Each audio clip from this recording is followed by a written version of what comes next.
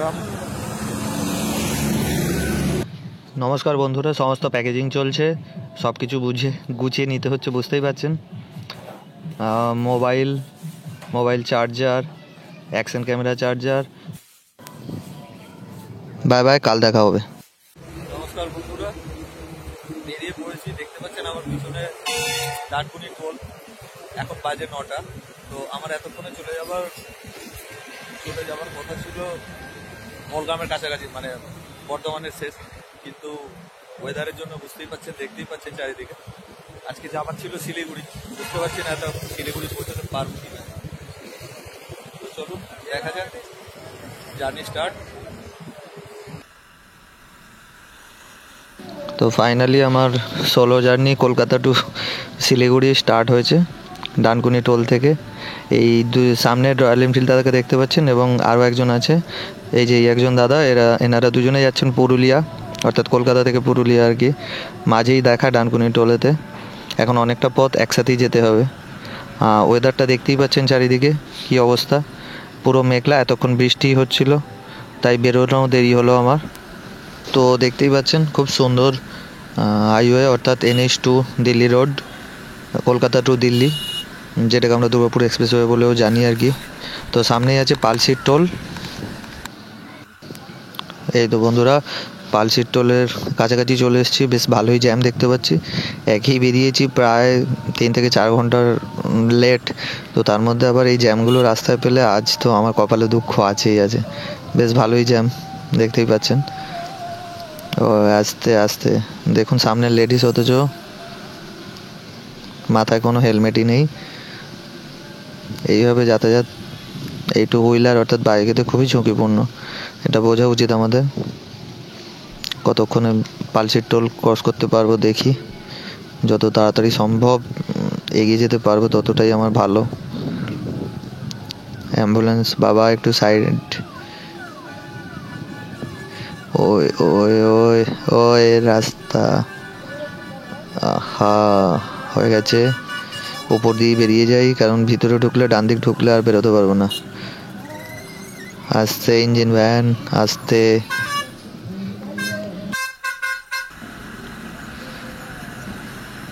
পালশির toll cross করে গেছি। সামনে টার্গেট হচ্ছে শক্তিগড়। খুব সুন্দর হাইওয়ে। বাইক চালানোর মজাটাই এই হাইওয়েতে একটু আলাদা, কিন্তু একটু বোরিংই লাগছে। একা যাচ্ছি, আমার বাকি সমস্ত টিমের মধ্যে খুব মিস করছি এই মুহূর্তে। এরকম ফাঁকা হাইওয়েতে একসাথে এতদিন যেতাম। তো বন্ধুরা, চলে এসেছি সেই ফেমাস শক্তিগড়, যা ল্যাংচার জন্য বিখ্যাত। আমার ডান দিকে দেখতে পাচ্ছেন প্রচুর গাড়ি দাঁড়িয়ে আছে। ল্যাংচা ধাম, বিভিন্ন রকমের ল্যাংচা নগর, ল্যাংচা মহল। আর ডান দিক এবং বাম দিক দুদিকেই আছে, দেখতে পাচ্ছেন প্রচুর গাড়ি দাঁড়িয়ে আছে আর কি।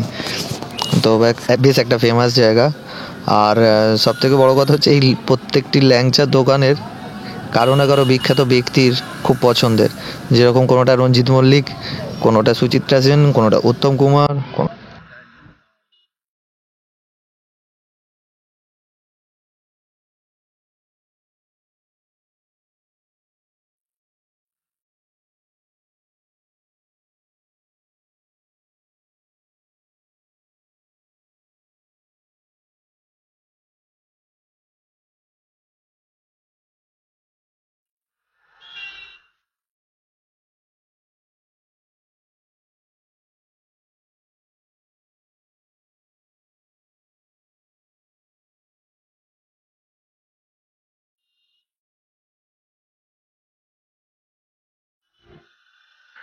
দেখতে পাচ্ছেন বন্ধুরা, এই মুহূর্তে আমি একদম যে বর্ধমানের রেল ব্রিজ, নতুন ব্রিজ তৈরি হয়েছে দুর্গাপুর, উপরে লেখা আছে দেখতে পাচ্ছেন, সোজা কাটোয়া কালনা ডান দিক, সামনেই দাঁড়িয়ে আছি। তো আমাকে নিতে হবে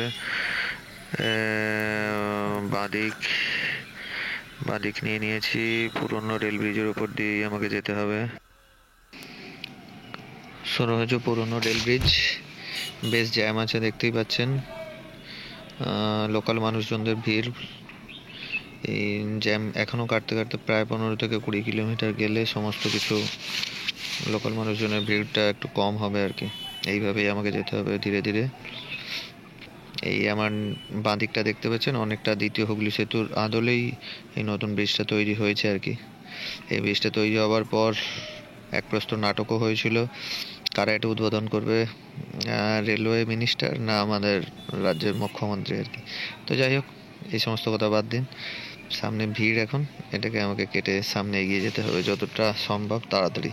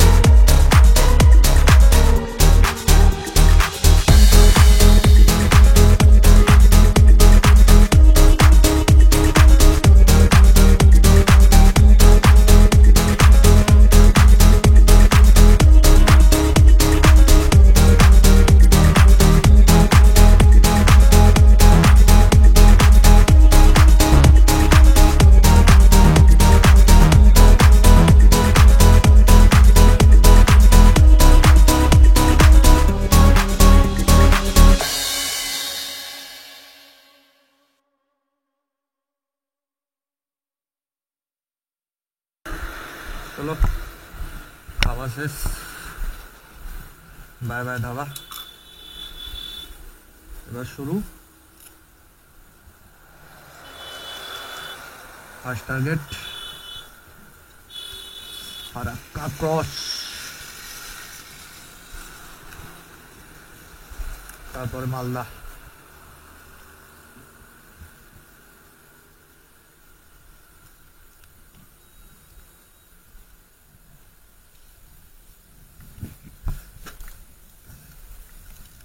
বন্ধুরা,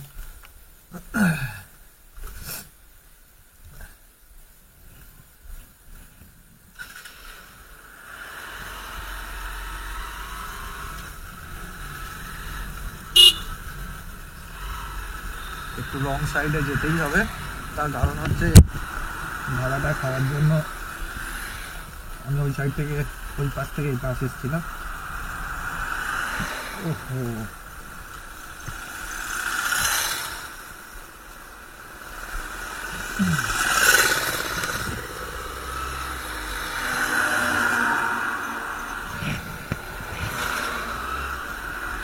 চলুন এই মুহূর্তে আমি রয়েছে মুর্শিদাবাদ ডিস্ট্রিক্ট, অর্থাৎ যা নবাবদের শহর আর কি বলা যায়, যেখান থেকে একসময় সারা বাংলা শাসন করতো আর কি নবাবরা, যেমন সিরাজদৌল্লা, মুর্শিদ কুলি খাঁ এবং মীর জাফর ইত্যাদি ইত্যাদি আরও রয়েছে। তো ঐতিহাসিক জেলা এটা। এখানকার একাধিক মানে দর্শনীয় ঐতিহাসিক স্থান রয়েছে মূল শহরের ভিতরে, কিন্তু আমার এখন উদ্দেশ্য যদিও এটা নয়। আমাকে এই জ্যামটা কাটিয়ে সামনে এগিয়ে যেতে হবে যত তাড়াতাড়ি সম্ভব। প্রায় সন্ধে হয়ে আসছে। সামনে আছে ফারাক্কা ব্রিজ, অর্থাৎ ফারাক্কা ব্যারেজ। বাঁদিকে একটা পথ চলার রাস্তা রয়েছে, পায়ে হাঁটার। দেখি উঠেই পড়ি। তো চলুন যাওয়া যাক, কত দূর যেতে পারি দেখি। জ্যামটাকে আমাকে বাঁদিক দিয়ে কাটাই। তো এখন আমি চলে এসেছি Baharampur Farakka highway toll plaza. আমার সামনেই দেখতে পাচ্ছেন আমার বাঁদিকে সবুজ বোর্ডগুলো, হাইওয়ে টোল প্লাজার বোর্ড, বহরমপুর ফারাক্কা।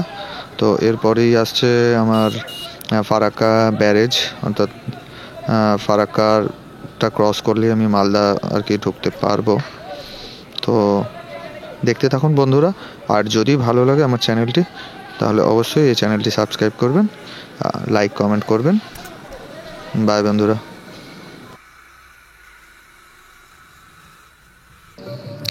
তো বন্ধুরা দেখতে পাচ্ছেন বোর্ডটা, কালিয়াচক, দ্য ফেমাস কালিয়াচক, অর্থাৎ আমি মালদা ডিস্ট্রিক্টে এসে গেছি।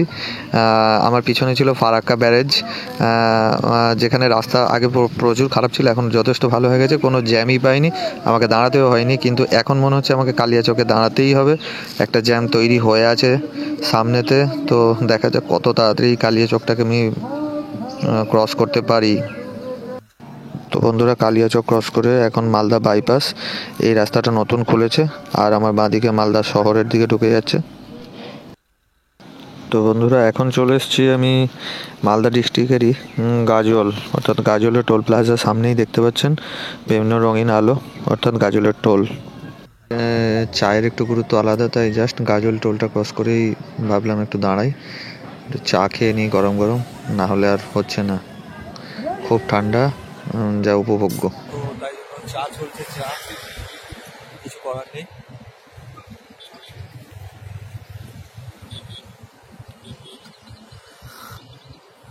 খুব ঠান্ডা, আশা করি বুঝতেই পারছেন যা অবস্থা। এখন অনেকটা রাস্তা বাকি, এমনি সকালে প্রায় 4 ঘন্টা দেরিতে শুরু হয়েছে। বন্ধুরা বেশ দারুণ একটা ঠান্ডা উপভোগ করছি, দেখতে পাচ্ছেন ডিসেম্বর মাস 27 তারিখ, তারপরে এই কুয়াশা মেঘাচ্ছন্ন একটা ওয়েদার, স্যাঁতস্যাঁতে, একটু রোদ পাইনি সারাদিন, খুব ঠান্ডা। এখন সন্ধ্যাটা হওয়ার পর বেশ একটু বেশি বোরিং ফিল করছি, আর মিস করছি সব থেকে বেশি আমার বাকি টিম মেম্বারদের। ট্রিপটা অনেকেই করার ইচ্ছা ছিল, বা একসাথেই করার ইচ্ছা ছিল, কিন্তু বিভিন্ন কাজে বিভিন্ন সমস্যায় হলো না। এই হালকা ফগ এসছে, কিন্তু আমার বাইকের সমস্যা হচ্ছে যে ফগ লাইট লাগানো ছিল, এতক্ষণ জ্বলছিল, কিন্তু হঠাৎ জ্বলছে না। আমার সামনে এখন টার্গেট হচ্ছে ইটাহার, উত্তর দিনাজপুর। এখনও কিছুটা বাকি আছে উত্তর দিনাজপুর ঢুকতে। বাই বন্ধুরা, দেখতে থাকুন।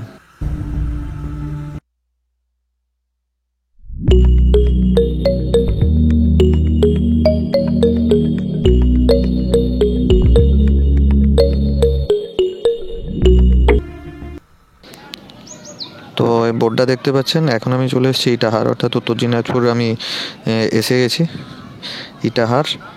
আর 15 কিলোমিটারের মতো গেলেই আমি রায়গঞ্জ পাবো। বন্ধুরা এই মুহূর্তে চলে এসেছি রায়গঞ্জ শহর, উত্তর দিনাজপুরের সদর শহর রায়গঞ্জ। দেখতে পাচ্ছেন বাঁদিকের রাস্তাটা, বাসটা যেদিকে যাচ্ছে এটা রায়গঞ্জ শহর, কিন্তু আমাকে ডান দিক ধরতে হবে, আমি যাব ডালখোলা।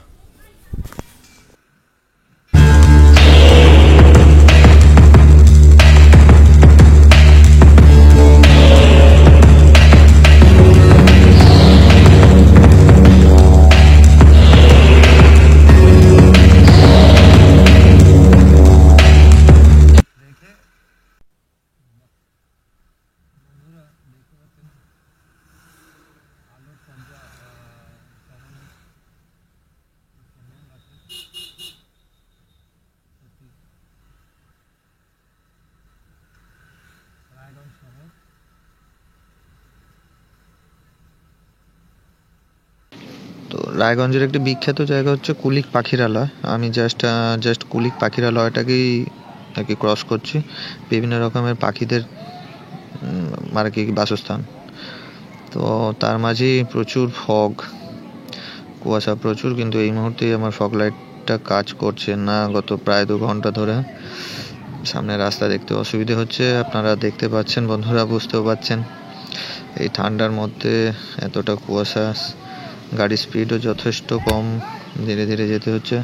ফর ইন্ডিকেটার জ্বালিয়েই রেখেছি, কারণ আমার সামনে এবং পিছনের গাড়িদের দেখতে সুবিধা হবে। এমনিতেও রাস্তাটা সিঙ্গেল লেন হাইওয়ে, অর্থাৎ 4 লেন নয়।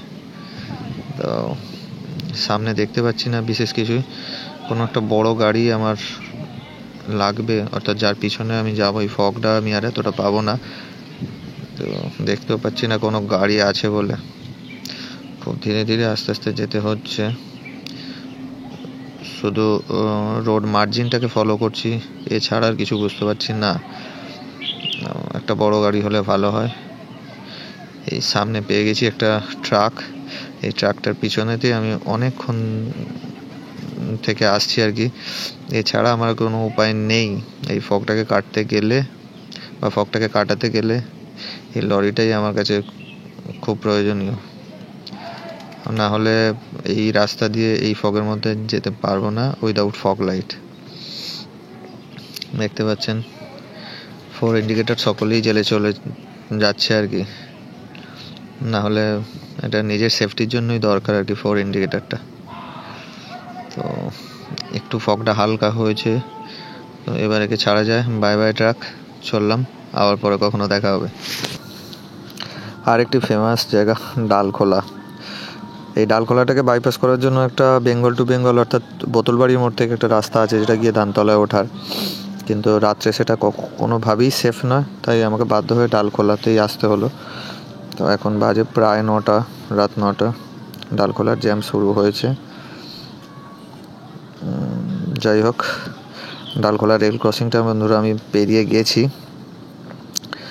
কিন্তু এখন সামনের অবস্থা দেখতে পাচ্ছেন। নিজের লেন ছেড়ে ঠিক উল্টো দিকের লেনে এসে দাঁড়িয়ে রয়েছে, যাতে আমরা বাইকও নিয়ে যেতে পারছি না।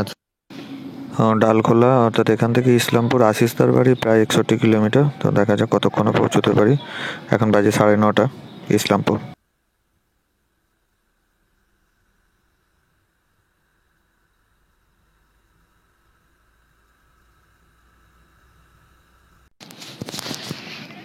তো আমার বাদিকটা দেখতে পাচ্ছেন বন্ধুরা, প্রচুর লাইট, এলইডি লাইট। অর্থাৎ এটা হচ্ছে এই ট্রেন লাইনের একটা বিখ্যাত স্টেশন হচ্ছে কিষানগঞ্জ, বিহারে অবস্থিত এটা। সেই কিষানগঞ্জ স্টেশনের আমি ঠিক ডান দিক দিয়ে, অর্থাৎ আমার বাঁ দিকে রয়েছে স্টেশনটা, ক্রস করছি। আর ইসলামপুর বেশি বাকি নেই, 10 থেকে 12 কিলোমিটার। তো সারাদিন ঠান্ডায় বাইক চালানোর পর রাত 10:30টার সময় ইসলামপুর এসে পৌঁছলাম আশিসদার বাড়ি। খাবার দাবার বৌদি সমস্ত কিছু রেডি করে রেখেছে, সবজি, ডাল, আলু ভাজা এবং চিকেন। ওহো, অসাম।